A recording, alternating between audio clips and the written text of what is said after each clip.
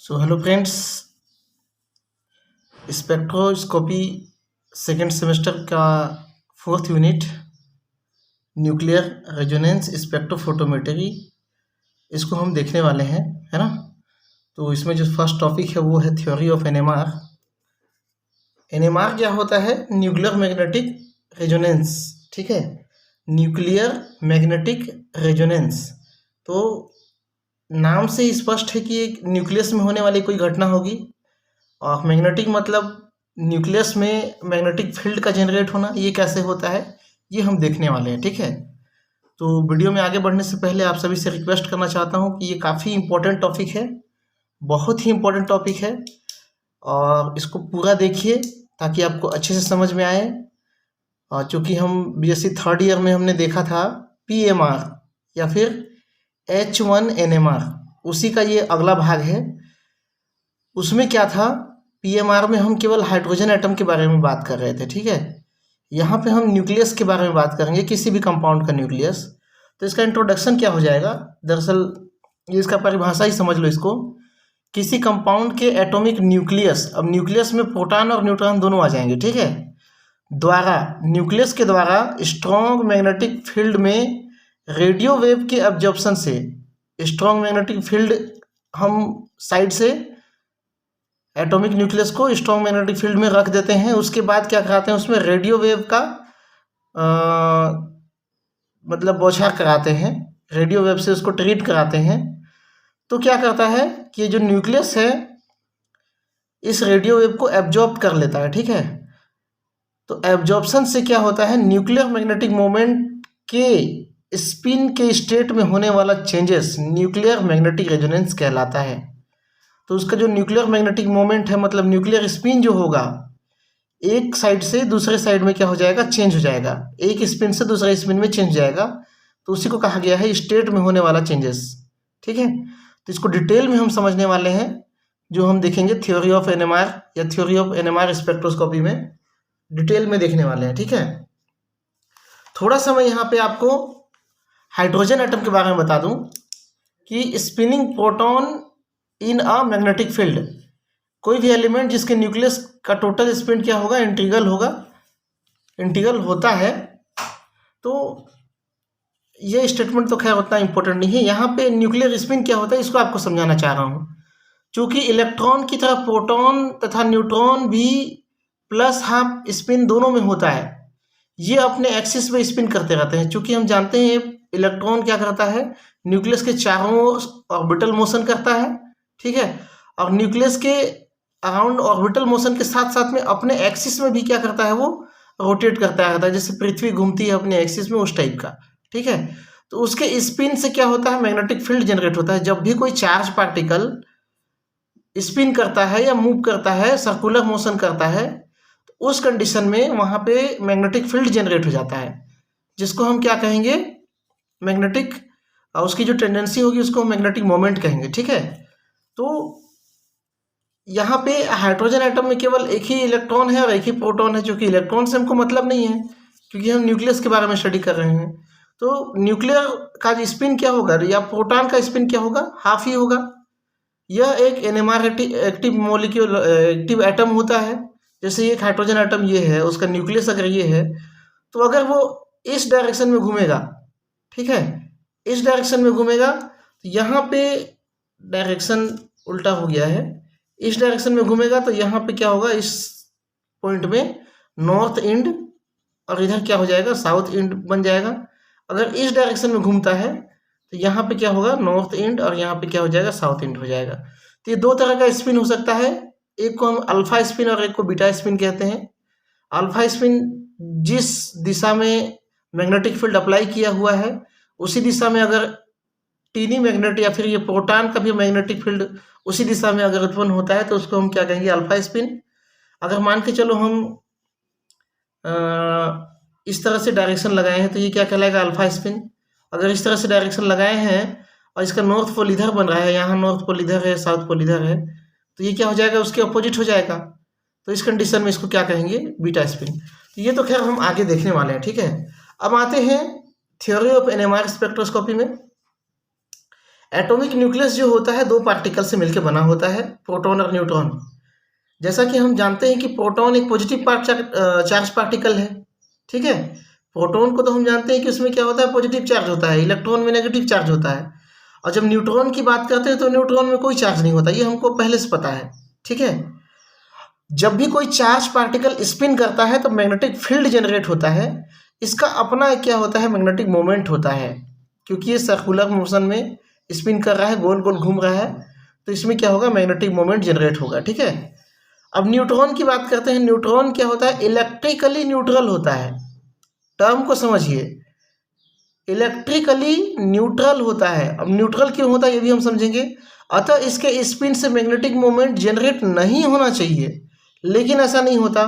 Neutron में magnetic moment generate होता है। अब इसका कारण क्या है, इसको समझने के लिए हमको फर्मियोन को समझना पड़ेगा। फर्मियोन्स क्या होते हैं, फर्मियोन्स होते हैं इलेक्ट्रॉन, प्रोटॉन और न्यूट्रॉन। क्योंकि इलेक्ट्रॉन को हमको यहाँ स्टडी नहीं करना है, इसलिए मैंने यहाँ पे क्रॉस लगाया है। प्रोटॉन और न्यूट्रॉन को हमको समझना है। तो प्रोटॉन और न्यूट्रॉन फंडामेंटल पार्टिकल नहीं होते, इसको और भी हम सब डिवाइड कर सकते हैं, सब पार्टिकल में डिवाइड कर सकते हैं। मतलब फंडामेंटल पार्टिकल से बने होते हैं, जिन्हें हम क्वार्क कहते हैं। काफ़ी इंपॉर्टेंट चीज़ होता है ये क्वार्क, कई बार एग्जाम में पूछा जाता है कि क्वार्क क्या है। तो क्वार्क दरअसल एक तरह से फंडामेंटल पार्टिकल होता है, जिससे प्रोटॉन और न्यूट्रॉन मिलके बने होते हैं। ये 6 टाइप का होता है, up, down, top, bottom, strange और चार्म।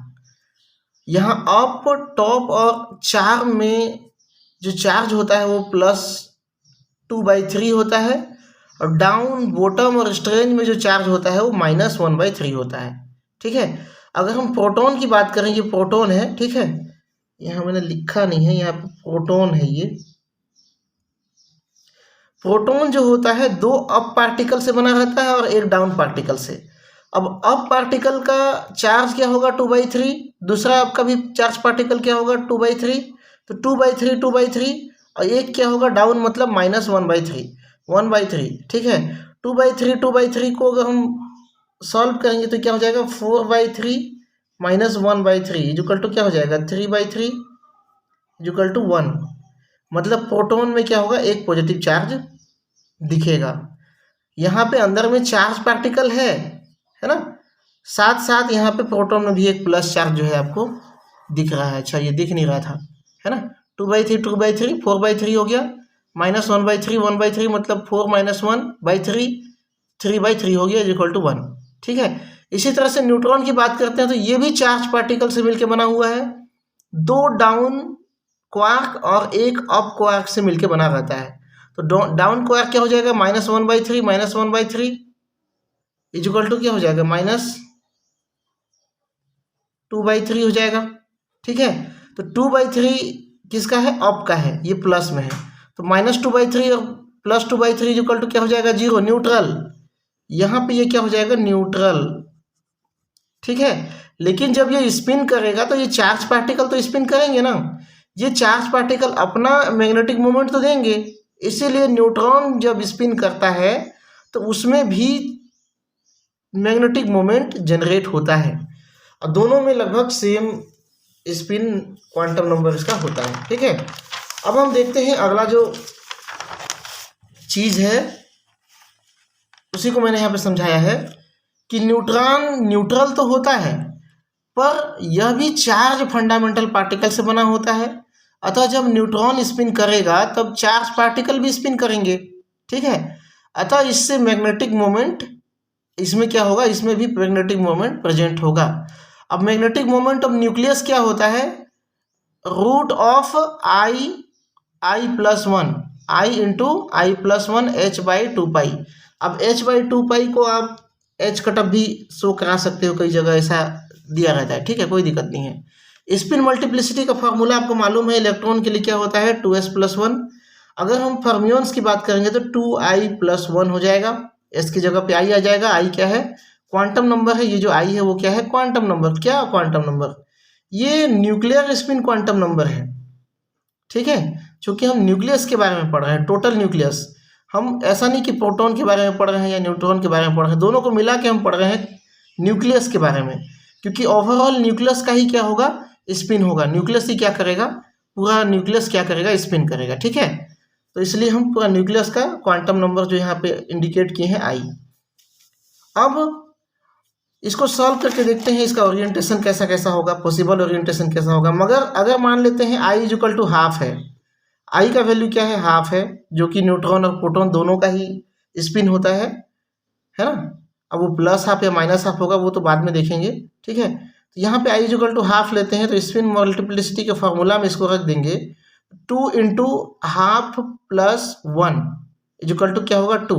अब यहाँ पे 2 क्या आ रहा है, उसका पॉसिबल ओरिएंटेशन। पॉसिबल ओरिएंटेशन क्या क्या होगा, अगर आई की वैल्यू हाफ है तो यहाँ पे 2 पॉसिबल ओरिएंटेशन मिलेगा, जिसको हम एम आई से शो करेंगे, प्लस हाफ और माइनस हाफ। मतलब एक तो क्लॉकवाइज रोटेट कर सकता है, एक एंटी क्लॉकवाइज रोटेट कर सकता है। कौन सा, न्यूक्लियस, ओवरऑल न्यूक्लियस, जिसमें प्रोटॉन और न्यूट्रॉन दोनों मौजूद हो।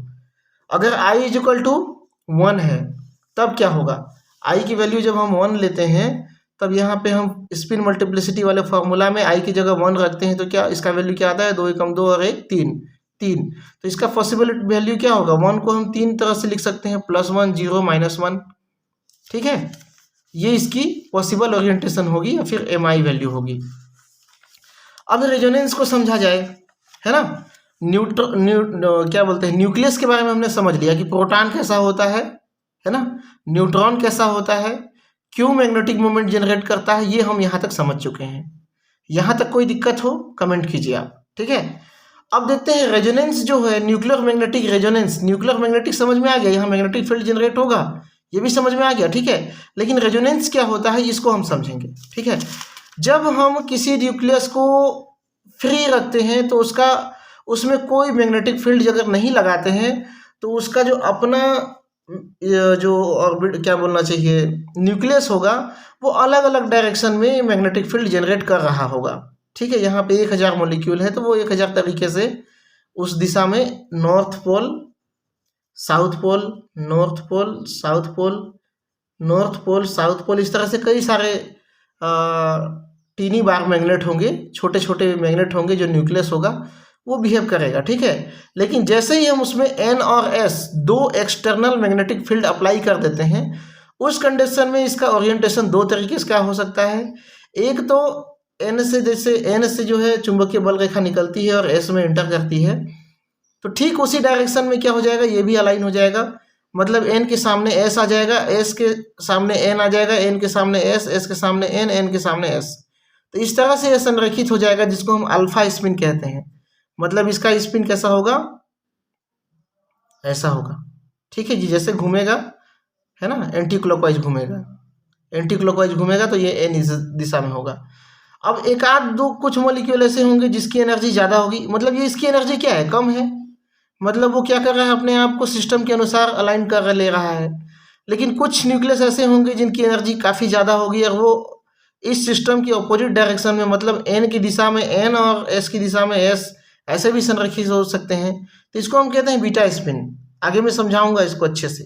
ठीक है, ये उसके अपोजिट डायरेक्शन में ओरिएंटेड हो सकता है। ठीक है, तो रेजोनेंस क्या है इसको समझने के लिए बस यही चीज़, यही कॉन्सेप्ट, यही फंडा हमको यहाँ पे अप्लाई करना है। जब न्यूक्लियस को एक्सटर्नल मैग्नेटिक फील्ड में रखा जाता है तब उसका मैग्नेटिक मोमेंट जो एक छोटा चुंबक की भांति खुद बिहेव कर रहा होता है, वो मैग्नेटिक फील्ड के सापेक्ष अपने को अलाइन कर लेता है सेम डायरेक्शन में, जैसे ये सेम डायरेक्शन में अलाइन किया। लेकिन अगर हम स्पिन को देखें तो एक्सटर्नल मैग्नेटिक फील्ड के सापेक्ष न्यूक्लियस का स्पिन 2 तरीके का हो सकता है, फील्ड की दिशा में और फील्ड की विपरीत दिशा में। तो फील्ड की दिशा में जो होगा उसको अल्फा स्पिन कह देंगे और अपोजिट स्पिन को हम क्या कह देंगे, बीटा स्पिन। ठीक है, तो यहाँ पे हम समझने वाले हैं कि टीनी बार मैग्नेट क्या हो गया, न्यूक्लियस ही हो गया। जो मैग्नेटिक फील्ड की दिशा में अलाइन है उसे बाहर से ऊर्जा देकर, मतलब बाहर से एनर्जी देकर हम उसका डायरेक्शन को चेंज कराने वाले हैं। तो बाहर से कौन सी एनर्जी देने वाले हैं, रेडियो वेव, है ना। यहाँ पे क्या देने वाले हैं, रेडियो वेव देने वाले हैं। रेडियो वेव में ही ये जो घटना है वो घट जाती है।